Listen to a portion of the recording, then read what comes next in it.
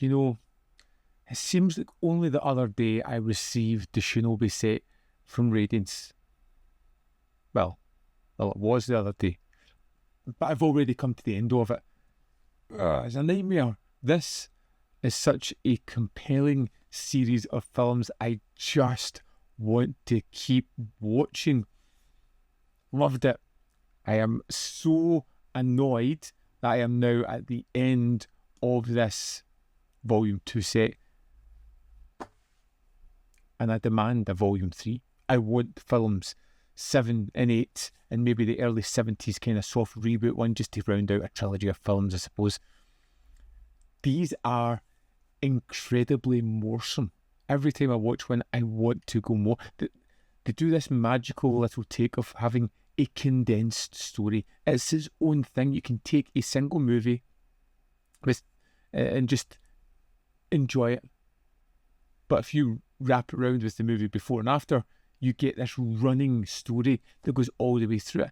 It's a wonderful way to do things, and I think it just makes it all the more rewarding. Every time you get into a new story, you get this almost continuation. Now, there is a bit of a jump here again. Yet again, we are swapping out our main character. We've lost Mist Raizō.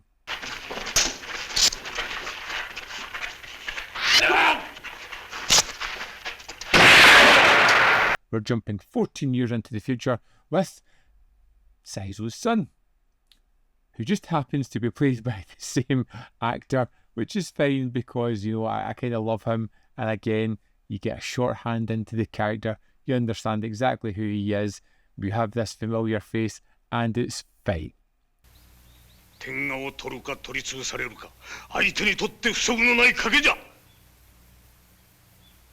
Again, we have lots of politics going on. We have this power imbalance.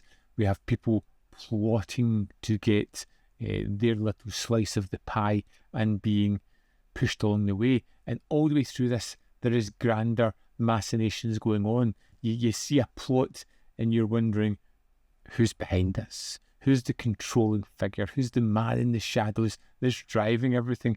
Because as well as having the literal men in the shadows, the ninjas, there is also someone who is thinking 4, 5, 6 steps ahead of everybody else. Will it be a good guy, a bad guy? Who's going to win out this war of minds?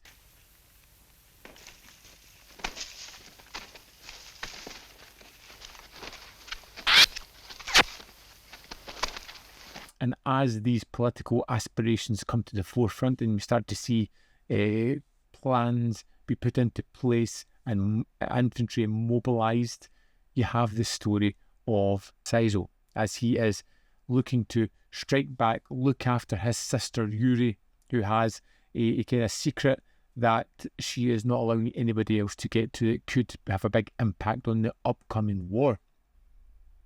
Again, we get the passing of the torch. Even though we have the same character, even though he has aged a little bit and doesn't look as young as the character's supposed to be, it doesn't matter. It's the transition from Mist Raizō onto his son, and it kind of adds this generational depth to the film. You realise that this isn't just a quick war, a battle. It is something that is taking over years. You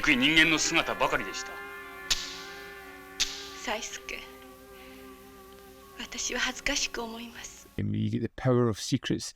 You know, Yuri's true lineage, her alliances, and it heightens the stakes a good bit because there is a wonderful trait with this character of Yuri. I really enjoyed it, and I didn't see a certain thing coming later on that just surprised me and added even more to that character. I feel like she is a real standout within the series so far because she's so much more than just a kind of damsel in distress. She's very smart, she knows what she's doing, and she's incredibly capable, as you see throughout the film. It's always that brain versus brawn mentality. You have the ninja who are the men at war, the men who are doing the subterfuge and figuring things out, but then you also have these super sneaky politicians who are thinking several steps ahead.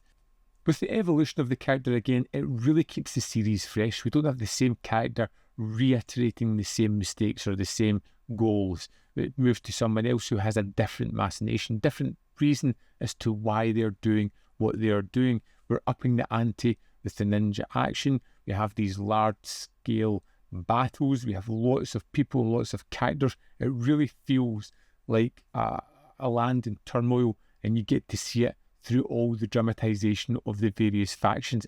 I really love that about these films. This was another great one. It just left me wanting more. Not a bad place to be, but Shinobi 6, The Last Iga Spy, just rounded out the series perfectly. I absolutely adore these. I think they are phenomenal. Let's dive into the disc and have a look at the extras on this final disc.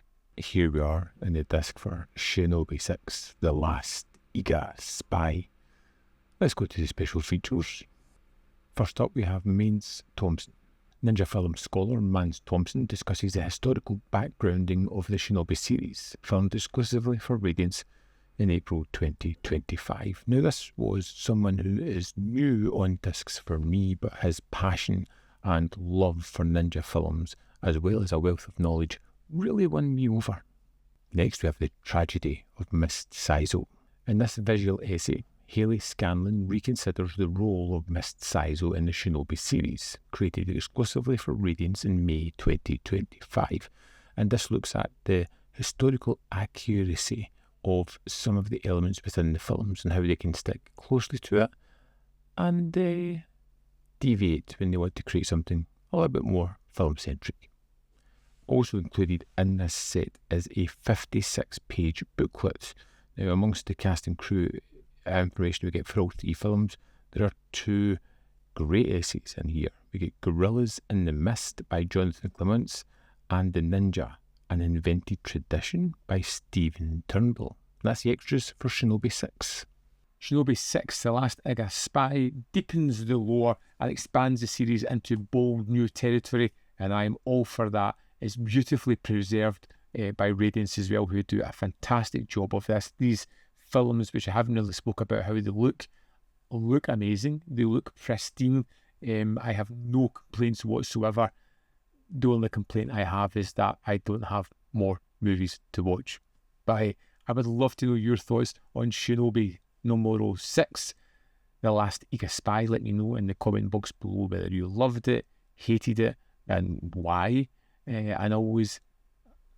as always, there is more content up here. You can see more of my stuff. In the description box below are links to Patreon, membership program, and manvfilm.com, always in which you can support. Thanks for watching, and I'll see you next time.